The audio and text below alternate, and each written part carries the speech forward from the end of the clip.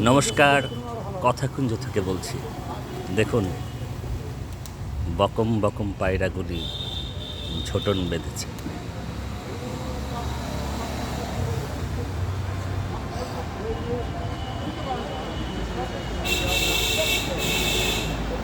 কি অপূর্ব না?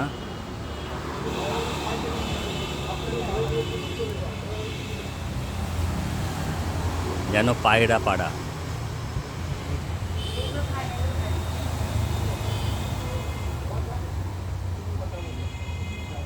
কিছুক্ষণ আগে একসাথে অনেকে জড়ো হয়েছিল, অনেকটা খাওয়া হয়ে গেছে, ফলে ওরা একটু উড়ে চলে যাচ্ছে। আবার দিয়ে গেল এটি চা দোকানের ছোট্ট ছেলে কিছু চাল, মুড়ি, এটা ওটা বিস্কুটের গুঁড়ো, এটা ওটা খাবার দিয়ে গেল।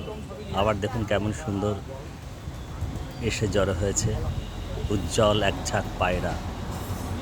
সেই আমরা গান শুনেছিলাম, কবিতায় পড়েছিলাম, উজ্জ্বল এক ঝাঁক পায়রা।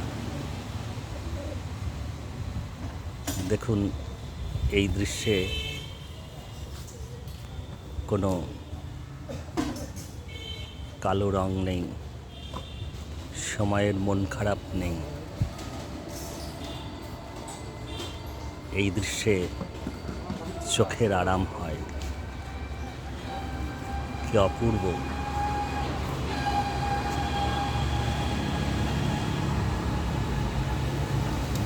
আবার ওরা নিজের মতো উড়ে উড়ে যাচ্ছে,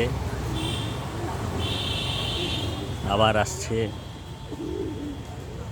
একজন বললেন এই চা দোকানে যে ওরাও জেনে গেছে যে এখানে কেউ এসে ওদেরকে তাড়িয়ে দেবে না, তাই ওরা নিজের ঘর মনে করে নিজের আবাস মনে করে চলে আসে।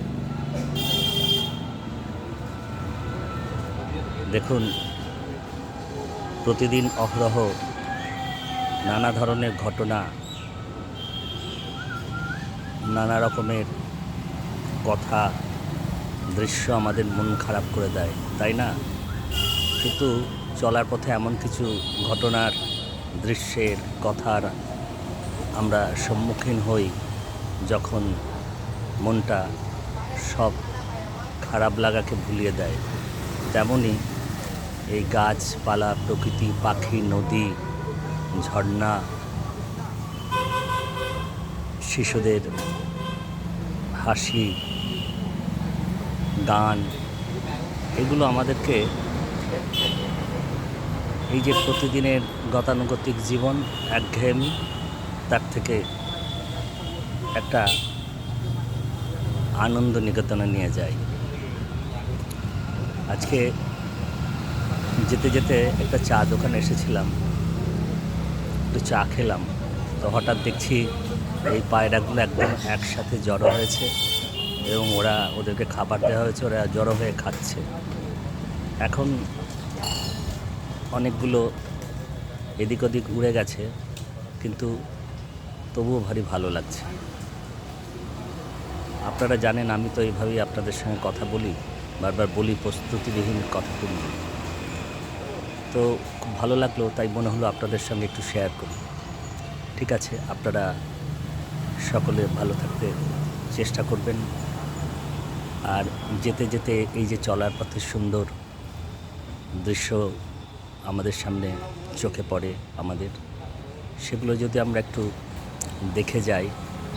এই সুনীল গঙ্গোপাধ্যায়ের একটা কথা আমার মনে পড়ছে প্রসঙ্গত, যে যেতে যেতে চলার পথে শুধু যাওয়া নয়, চোখ কান খুলে যাওয়া, চারদিকটা একটু দেখে যাওয়া।